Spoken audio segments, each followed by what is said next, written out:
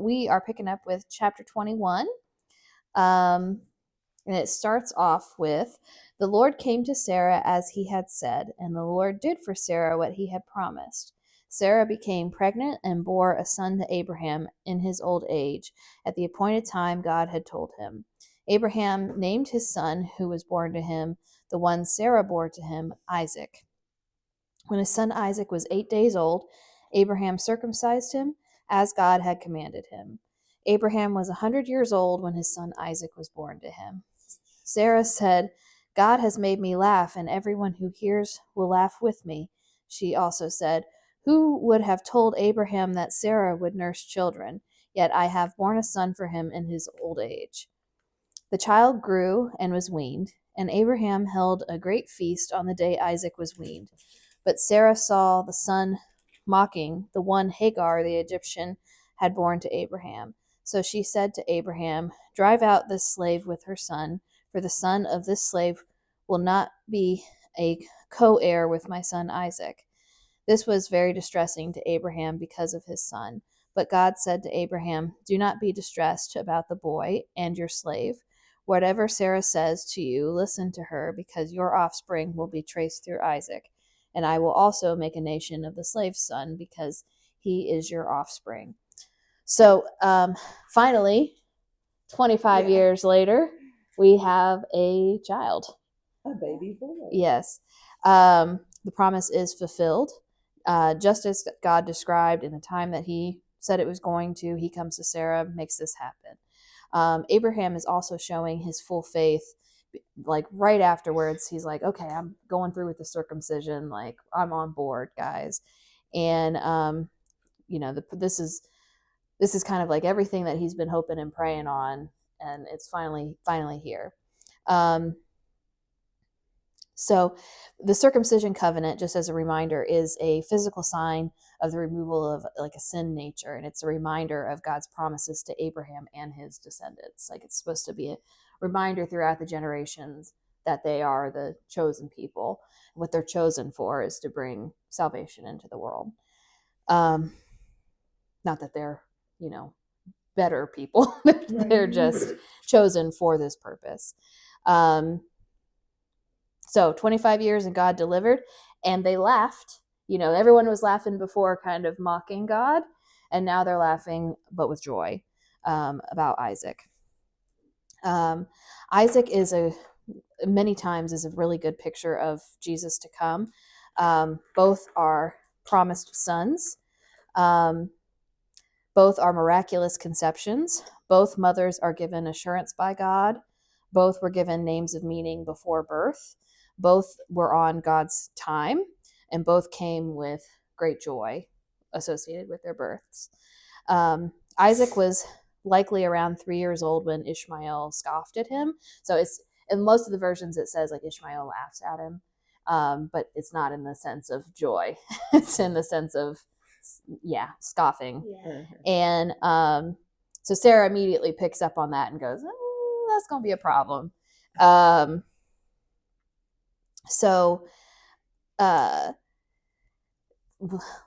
mentioned this last week, but the flesh is scoffing at the promise. So Ishmael is representative of like the works of the flesh. This is Abraham trying to fulfill God's promise on his own terms, and it obviously results in a huge mess. So Ishmael represents the works of the flesh, and Isaac represents God's will and God's promise. So you have the flesh literally scoffing at the promise. And which, when I was reading that, I just kept thinking, yeah, that happens a lot. I think one of the things with people who are so stuck in the world is that they scoff a lot at Christianity because it doesn't make sense to them. The truth isn't in them with it. So they want to keep doing what they're doing their way. Yeah, exactly. So but God tells Abraham to listen to Sarah and her concern, and Abraham undoubtedly loves Ishmael, for sure. I mean, you can tell that's the firstborn child he had after so many years.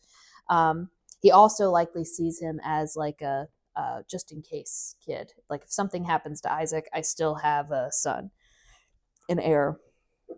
he also, we also saw him in the previous chapter try to say to God, well, can Ishmael be the one? Couldn't he be the promise? And God was like, no, sorry. But God still promises to take care of Ishmael because he is Abraham's child. So God wants Abraham's trust. He does not want Abraham's trust in a backup plan. So, kind of Lot goes away, and then now Ishmael has to go away. There can be this is a good lesson, and there can be no peaceful coexistence with the son of flesh and the son of promise. Law and grace cannot live together as principles for our Christian life, and there is no question we belong to the free, not the bondwoman. So the thing that's getting sent out away from the promise is slavery and the works of the flesh, which is also,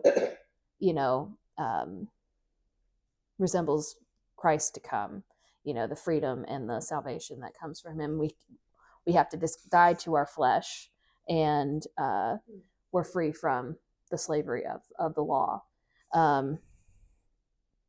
So Abraham thought it was very harsh to throw Hagar and Ishmael into the wilderness. Also, you'll see frequently throughout the scripture, they talk about waterless places, or like the desert, being cast out in the desert, especially in relation to unclean spirits. It's almost like demons hang out in these waterless places.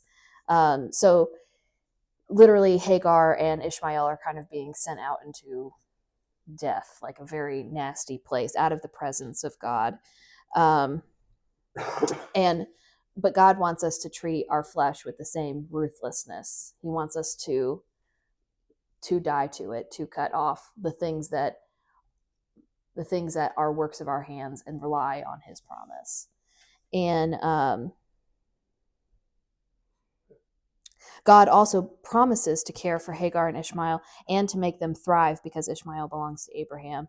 But his God's line will be named through Isaac, who is the promise. Abraham.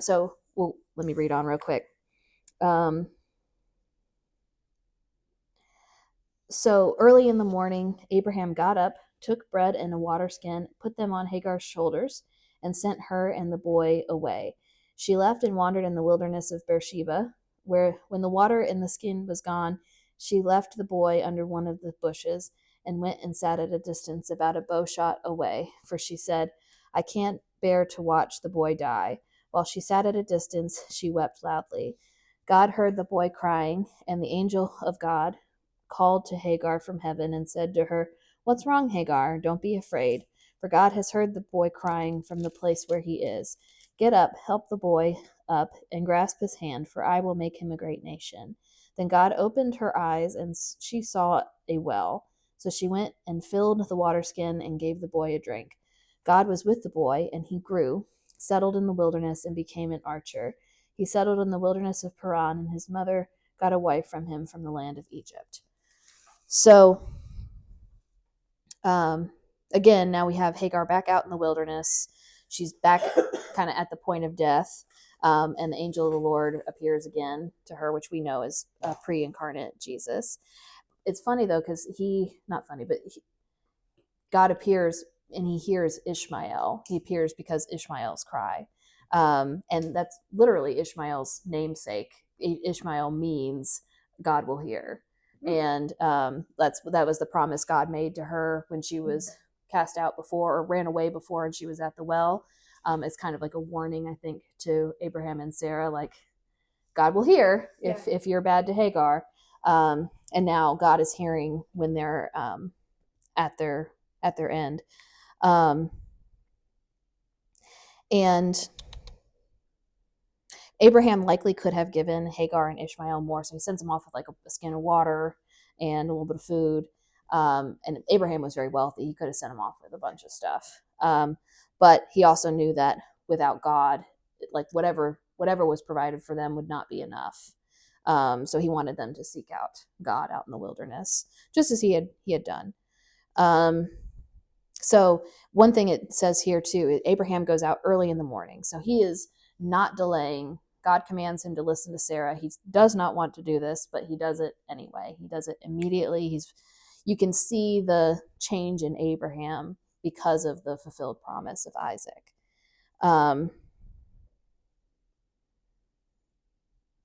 Let's see. So God takes compassion on those perishing without the promise. So although Ishmael is not the son of the promise, God is not against him. He still makes him a great nation. And the Ishmael's descendants largely become Arabic nations. Sorry, I keep losing my place. Okay, there we go. So then God reveals a well, again signifying reunification with the Gentiles at the well in the New Testament. So the well symbolism is it's a lot of times in ancient culture it deals with marriage, because that's where all the ladies would hang out. They would go in. Most of the ladies, their job was to go and collect water. So if you wanted to find a girlfriend, go to the well. But so a lot of these, you'll see Isaac is going to meet his wife at a well. Jacob meets his wife at a well. But then Jesus, when he comes, and then Hagar has a situation at the well a few chapters ago where the angel of the Lord comes to her and gives her this promise about Ishmael. And then Jesus, when he starts his public ministry, he also meets this Samaritan Gentile woman at the well to announce his ministry. So the marriage of the Lamb is supposed to be to the church. So this signifies like Jesus finding his bride at the well. And again, you have somebody who's going to be a great nation of essentially Gentiles. Ishmael and his whole line is going to be Gentiles, since they're not the son of the promise, and God is still coming to them and protecting them there. So I say that partially because there's like different groups like the Hebrew Israelites and other people that say like the only people that can get saved are descendants of Abraham, but that is being really ignorant of what the scripture actually reads, and over and over and over again you see Jesus wanting to read, bless the nations. God blesses the nations in his promise. Like these are the chosen people, but it's to deliver the line of Christ. Once we have Christ, then the promise is fulfilled, and the purpose then is to spread the word to the nations. So there's a lot of groups that will try to sow division and that sort of thing, that'll say, oh, it's only for the Jews, or it's only for this weird group of Hebrew Israelites. So that's kind of why I make that distinction, just in case you hear that. Mm-hmm.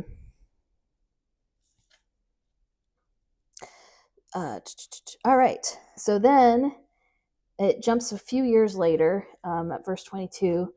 At the time, Abimelech, accompanied by Phicol, the commander of his army, said to Abraham, God is with you in everything you do. Swear to me by God here and now that you will not break an agreement with me or with my children and descendants, as I have been loyal to you.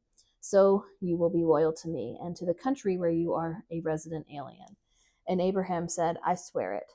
But Abraham complained to Abimelech because of the well that Abimelech's servants had seized. Abimelech replied, I don't know who did this thing. You didn't report anything to me, so I hadn't heard about it until today. Abraham took flocks and herds and gave them to Abimelech, and the two of them made a covenant. Abraham separated 7 ewe lambs from the flock, and Abimelech said to Abraham, Why have you separated these 7 ewe lambs? He replied, You are to accept the 7 ewe lambs from me, so that this act will serve as my witness that I dug this well. Therefore, that place was called Beersheba, because it was there that the 2 of them swore an oath. After they had made a covenant at Beersheba, Abimelech and Phicol, the commander of his army, left and returned to the land of the Philistines. Abraham planted a tamarisk tree in Beersheba, and there he called on the name of the Lord, the everlasting God. And Abraham lived as an alien in the land of the Philistines for many days. So this is several years later. This Abimelech, I think, means it means something like the king that is, or something like it's probably not the actual name of the guy. It's more like a title. So this is not the same Abimelech that we saw last week, but it's likely one of his descendants. And he can see by Abraham's character, all the blessings around Abraham, that obviously something supernatural. There's a God that's looking out for Abraham. So he's like, let's get on the right side of each other. So they go to set this covenant. Now you have Abraham providing the animals for the covenant. And just like in that chapter a few chapters back, this is cutting a covenant, meaning Abraham provided the animals to be separated in half. And Abraham is now walking the covenant, also symbolizing like God. God walked the covenant for Abraham. And so anyways, but Abraham freely agrees to this promise to not deal dishonestly with him. But he does tell him, hey, we have a little bit of a problem going on. We've got this well where that my men dug, that your men took over. And Abimelech says, hey, I didn't know anything about it. And so what Abraham does is he gives Abimelech 7 ewe lambs, which is a really nice gift in the ancient culture. Also, that they're clean animals. All of these animals that Abraham provides are clean animals, which there is no such thing as a clean animal yet. Doesn't come until much later on. But when these covenants and stuff were made before, they would use all sorts of things like people, dogs, pigs, so it's just kind of interesting that these are the animals that Abraham chooses. So the well, so basically Abraham is, even though the well is his, he's saying, here, I know you're losing use of this well, so here's these 7 lambs. And then so Beersheba means like the well of the oath, or the well of 7, because of that. And it is mentioned a lot in the Bible, like here on out. You will hear it like again and again and again. And I kind of put, I put like a list of many of the times that I found online. So Isaac comes and digs this well again. Then Jacob stops in Beersheba on his way, or as he leaves the promised land. When Israel took possession of the promised land, Beersheba became the territory of the tribes Simon and Judah. Samuel's sons were judges in Beersheba. King Saul fortified Beersheba in his battles against the Amalekites. The prophet Elijah found refuge at Beersheba when Jezebel ordered him killed. The prophet Amos mentioned Beersheba in regard to idolatry. And then there's a phrase that's often said, is from Dan to Beersheba, which talks about like basically the northern and southern borders of Israel. So Beersheba being the southern border. So is it a town too, or it's just a well? Well, it's a well kind of made around a town. Okay. Or a town made around a well. Yeah. Yeah. Okay, but it is a town too. The well came first, and then wells are super important in this, where they're living, because it's not like they have a bunch of little rivers and that sort of thing that they can go and get water from. So wells are a big deal. That's why they fight over them. That's why Abraham makes this a point. And then the last part of that, it says he plants a tamarisk tree and calls on the Lord. So tamarisk trees, they take a really long time to grow, but Abraham knew that God had promised his descendants the land forever. So he plants this really slow growing, beautiful tree as in kind of honor of this covenant and his new way of life. No, I didn't put a picture of a tamarisk tree. I'm sorry. I'm sorry.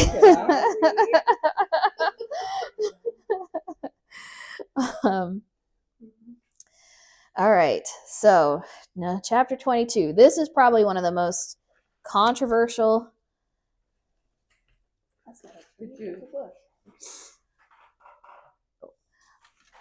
Yeah, there we go. Yeah, they don't get very tall, but they can get really fat, I think, at the bottom. Yeah, for the desert. And like I said, they're slow growing. They probably survive on not a whole lot of water. But it's just Abraham. It's kind of like a symbol of his faith. Like he's planting this tree because he knows his descendants are going to be in this land for a long time. This land that is currently run by Abimelech and his like pagan city that he's being allowed to live there. So 22, probably the most controversial. You all right? Good. Probably the most controversial chapter in the Bible. Usually when people are crapping on Christianity, this is where they start crapping on it, is this chapter right here. So we're going to go through it kind of slowly and try to really kind of understand what the whole purpose of this thing is. So after these things, God tested Abraham and said to him, Abraham, here I am, he answered. Take your son, he said, your only son, Isaac, whom you love, go to the land of Moriah and offer him there as a burnt offering on one of the mountains I will tell you about. So Abraham, okay, we're going to stop. What the? Stop. We're going to stop. Okay. So, a few things. This chapter, like I said, is controversial. It's also the part of Abraham's story that most clearly points to Christ. So just wait. This most clearly points to the gospel that's to come.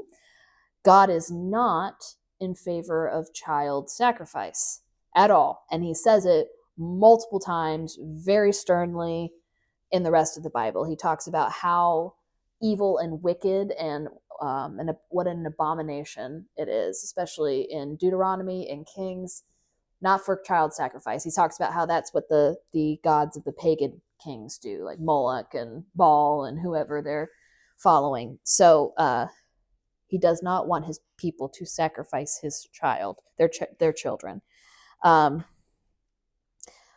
What is happening here is a test. It says it starts off, he's testing Abraham. It's not so much a test of his faith as it's a test that reveals Abraham's faith as a lesson for all of us that are reading it afterwards. I mean, it is also for Abraham, but if you think about his journey thus far, Abraham, he believes enough to leave his town and then doesn't believe enough to withstand the famine. And then he believes enough to go chase after Lot. And then he doesn't believe enough to, that Sarah's going to have the baby. So they have a baby with Hagar. And then he believes enough to, intercede for Sodom and Gomorrah, save them, Lord. And then he doesn't believe enough and it gives his wife over to Abimelech, another pagan king. So it's like kind of until Isaac comes. Now Isaac comes and he's immediately acting like he's a man in faith. He's dealing with Abimelech like he is. Abimelech sees that he is a man of integrity, and that's why he's coming to make a covenant with him. He's immediately circumcises Isaac. He sends Ishmael out without delaying. So this is a final showing of kind of where Abraham has come in this thus far in his life. So God calls on Abraham, right? The first thing he says is Abraham. Abraham does not hesitate. Like every time that God calls out like this, like in Eden, it's like, where are you? Or when Cain and Abel happens, where are you? It's not that God doesn't know. He knows. Same thing with Hagar. Where are you? Abraham immediately answers, here I am. Like it's showing his obedience to God's will. And he's 10 toes down for the Lord. So God calls for Abraham and he obediently presents himself. New Abraham, who dis?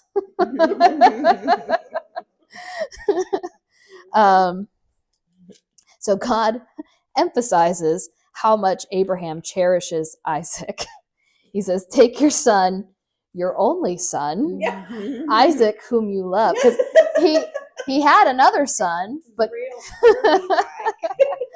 he had another son, but God said, I got that one. You can send that one away. Your only son is this one right here, whom you love, and go to the land of Moriah and offer him there as a burnt offering.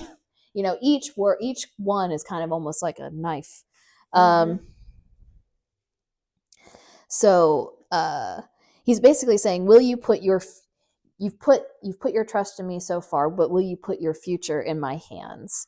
Do you trust me with that is most precious to you? That's basically what God is revealing in Abraham. Like, do you trust me to be faithful to you and to protect this promise? Are you only trusting in the promise? Or are you trusting in the promiser? And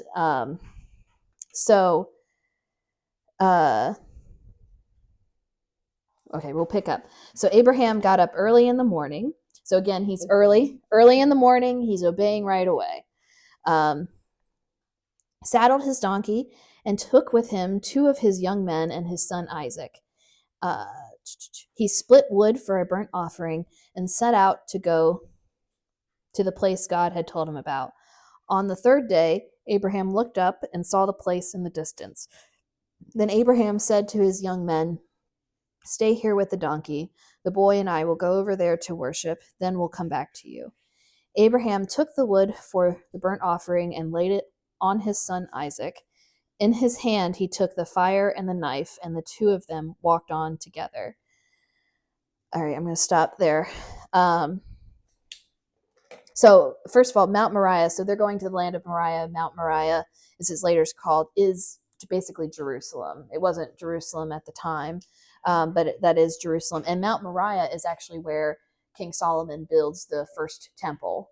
And the temple is a permanent structure of the tabernacle, which we're gonna read about in Exodus or Leviticus. Leviticus and Exodus, but it's basically where God meets with his chosen people. It's set up in such a specific way to be such a holy place, and that's why they have to go through all these things, because God is literally going to be sitting in there on the Ark of the Covenant. And if anything is unholy around him, his wrath will just comes out. And so he doesn't. Anyways, we'll get into that later. But so this place where in Jerusalem, where eventually the temple is going to sit, where God is going to sit, and is also where when Jesus dies on the cross, the veil split. He doesn't physically split it, but the veil splits in the temple. There's a big earthquake, and that's symbolizing that now the law is fulfilled. Now we can have open communion with God, where before they had to go through all of these rituals in order. There was only one person, the high priest, who was in the line of Aaron, that was allowed to walk into the Holy of Holies and address God once a year. And it was behind this 8-foot thick curtain, because to protect everybody else, from God's wrath due to our sinful nature.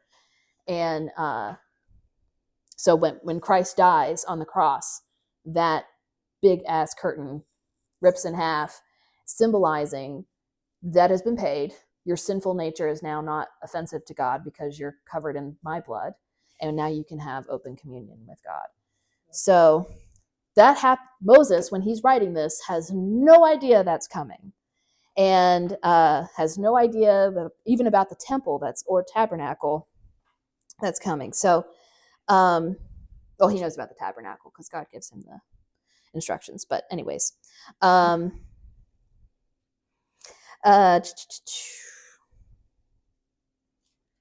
so I put a picture. Go flip to the back page there. Yeah, that one.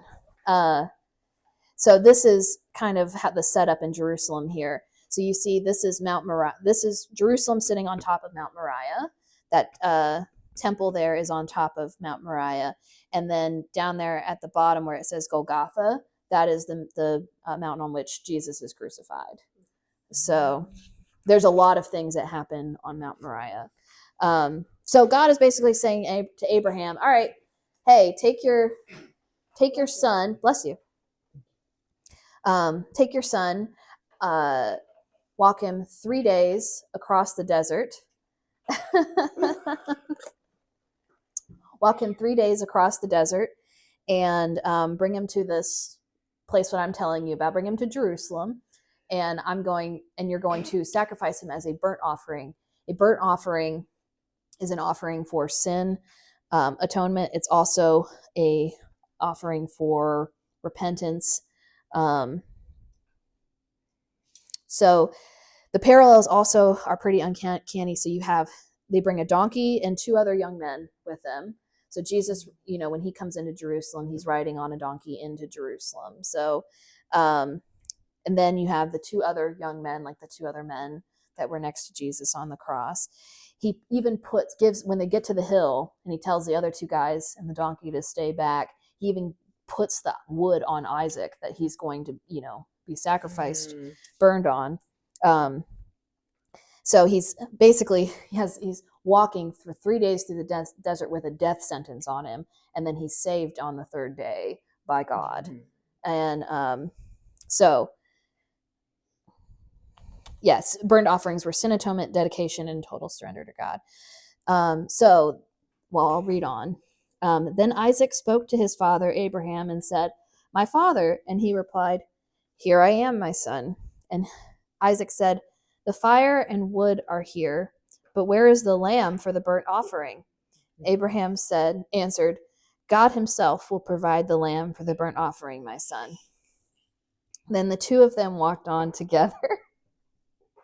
When they arrived at the place that God had told him about, Abraham built the altar there and arranged the wood. He bound his son Isaac and placed him on the altar on top of the wood. Then Abraham reached out and took the knife to slaughter his son. But the angel of the Lord called to him from heaven and said, "Abraham, Abraham." He replied, "Here I am." Then he said, "Do not lay a hand on the boy or do anything to him. For now I know that you fear God, since you have not withheld your only son from me." Abraham looked up and saw a ram caught in the thicket by its horns. So Abraham went and took the ram and offered it as a burnt offering in place of his son. And Abraham named that place, "The Lord will provide." So today it is said, "It will be provided on the Lord's mountain." So, okay, a few things here. So Isaac says, where's the sacrifice? We got all the stuff, but I'm not seeing a lamb, or we're missing something. Yeah. And you hear Abraham again repeating that obedient phrase, "Here I am," like even to his son. And you just know that this is really super difficult for him. But Abraham trusts that God will not let the son of the promise die. You can tell he trusts that even if he has to kill him, that God's going to resurrect him. And you can tell that because when he talks to the boys that he leaves down at the base of the mountain, it says, "Stay here with the donkey. The boy and I will go over there to worship. Then we'll come back. We will come back to you." Mm-hmm. Abraham took the word anyway. So he's already saying, we're both coming back. So I like to think he probably didn't have this discussion with Sarah before the whole thing transpired. But I think he trusts that this promise is going to come true no matter what. So he's putting his full faith in God. This is also the first time of the use of the word worship in Scripture. And they aren't going to joyously sing. So a lot of times when we think about praise and worship, that's what we think about, the singing part of church. Worship is literally bowing down to God. It is being obedient. It is not always joyous. Can be joyous. It is not always, especially not in this case.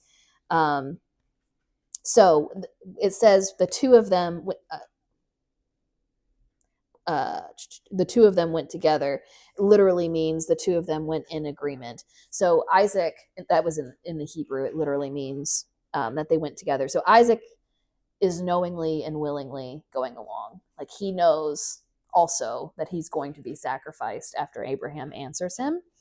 But he willingly goes along. You also have to think, we don't really know how old Isaac is. It's like the best guess I got was he's probably around his mid-20s, maybe 30s. Oh. He could very easily overpower a 120-year-old man, and he's not. He could just say no thank you, and run off, but he's not. Isaac also trusts God. And actually, of these characters in Genesis, Isaac's probably my favorite. He's the most on point. He's the one that goes off the path the least. Jacob really goes far off, and we already kind of know about Abraham, but Isaac actually stays pretty faithful throughout his life. So Isaac, like Jesus, willingly goes, and he also carries the wood up to where he's about to be sacrificed. So again, we have the angel of the Lord coming in, and he stops the sacrifice. God says, I will not make you give up your son. But later on, he gives up his son. I think the emphasis here on your only son, the son that you love, I think is showing us like this was not a light thing for God to do. Like as awful as it sounds to us that Abraham might have sacrificed Isaac, think about, God sacrificing his son that's been with him in eternity, to pay for our debts. And so I think the whole purpose of this is to emphasize what a sacrifice that is for God, to help us appreciate what is being done. We can't do it. Isaac wouldn't have even been good enough, but Jesus is. So again, we have the angel of the Lord, which we know is Jesus. And God says, I will not make you give up your son like I will give up mine. Jesus will be the ultimate sacrifice and offering to atone for sins of all. God is the one who provides the substitute. And in fact, where he names this place, it will be provided. He doesn't name the mountain, or he doesn't name this place where God almost made me kill my son. he names it after the wonderful thing that God did. And he says, it will be provided. Not it has been provided, but it will be provided. And God provides a substitute, and it's a ram. And a ram is an adult male sheep. So it's an adult male lamb. Mm-hmm. And the ram, sure enough, has his head stuck in a thicket of thorns, also pointing to Jesus. So this is, again, written like 1,500 years before Jesus ever walks the earth. And we have that picture being painted of him again. God doesn't call off the sacrifice. He doesn't say, okay, all right, you're good. No sacrifice needed. Atonement is still needed for the sins, and blood is what atones for sin. So Abraham still has to sacrifice the ram, but God is the one that provides the source of atonement. Abraham's actions and obedience set in motion the ultimate reconciliation between man and God. So disobedience led to the fall and death, and obedience leads to salvation and everlasting life. So because Abraham was doing, and we're going to read here in a second, the Lord's very happy with Abraham. We're going to read, because Abraham was willing to do this, we have this blessing through Jesus for redemption that will help us get back to Eden because of everything that's happened thus far. So, you have a question? Yeah. So this is the beginning for Jesus to save us. Well, it's sort of. I mean, Abraham. The whole story is that. Yeah. We don't know exactly when. I'm assuming when the fall happened, God planned a redemption plan, because we can see it. We talked about it with Noah and all of that. Mm-hmm. But Abraham's obedience and action allowed this line to come through like this for Jesus. So he has free will. He could have very well said, screw that, I'm not doing this. Mm-hmm. And I think, God's will would have happened regardless. But yeah, this is kind of like the official shaking of hands. Like we were very disobedient, and in the past, and which led to our separation. And now this obedience is, we'll see, God is going to really bless Abraham even more so. So the angel of the Lord called on Abraham a second time from heaven and said, by myself I have sworn, this is the Lord's declaration. Because you have done this thing and have not withheld your only son, I will indeed bless you and make your offspring as numerous as the stars of the sky and the sand on the seashore. Your offspring will possess the city gates of their enemies, and all the nations of earth will be blessed by your offspring because you have obeyed my command. Abraham went back to his young men, and they got up and went together to Beersheba, and Abraham settled in Beersheba. So the angel of the Lord, he's saying, by myself I have sworn. So he's sworn this promise. And again, right here it says, and all the nations of the earth will be blessed, not just the descendants that come from you. There's something else I was going to say there. Oh, that's saying the offspring as numerous as the star of the sky and the sand on the seashore. Mathematicians estimate that to be like the same number. Like the amount of sand on the beaches and the stars in the sky is like 10 to the 25th power. And yeah, isn't that cool? So I hadn't heard that. Landon told me that, actually. Yeah. So yeah.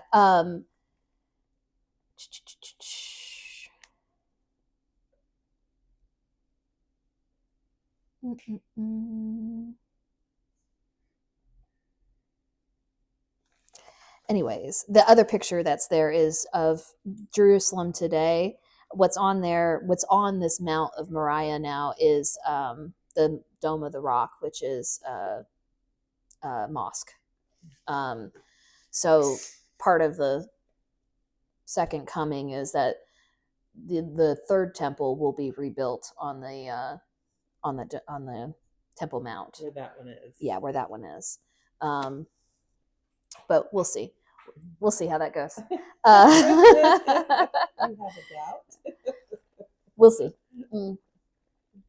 Anyways, I think this, so like I said, everybody was like, well, God's really asking Abraham, like, how could God ask Abraham to sacrifice his son? That's usually the biggest criticism of this whole chapter. And I think that that's the wrong perspective. God is showing us, I'm not going to make you sacrifice your son. I'm going to give you mine, my most cherished son, to make this right. And I think that speaks to his lovingness and his graciousness. And also it's a bit of a relief in a way that our works aren't capable of the atonement that we need in order to restore what has long since been broken. So what's nice for us now is that we can accept Jesus and have this communion with God and not go through all the steps that the Israelites have to in order to have him in their presence. Mm-hmm. So anybody got any takes or questions or? Nope. Nope. That was good. But I'm going to read it again. Yeah. Oh, Rebecca's family real quick. This is not anything big.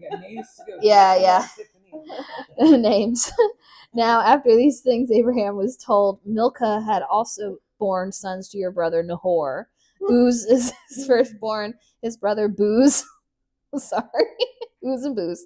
Kemuel, the father of Aram, Chesed, Hazo, Pildash, Jidlaph, and Bethuel. And Bethuel fathered Rebekah.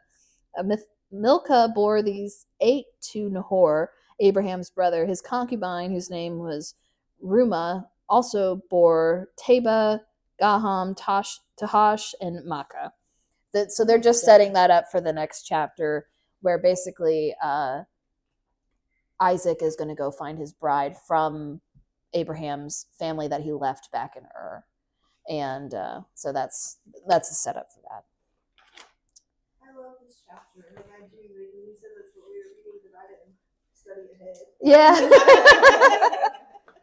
don't know, just seeing Abraham's faith and then Isaac's faith, like, trust his father that it's going to be okay, like, whatever. And then, like you said, the man is sacrifice because it's a sacrifice that God provided, and like you said, the symbolism of giving His Son. Yeah. And like, I don't know, I can't trust Him to help me pay the bills. My only son, which I have an only son. Yeah. I make him to sacrifice him because God told me to. I just can't fathom even. I just can't. It's hard. It's like, I think, I think about it, I'm like, could I trust God with the stuff that is the most precious to me? Like completely. Yeah. Be like ready to sacrifice it entirely.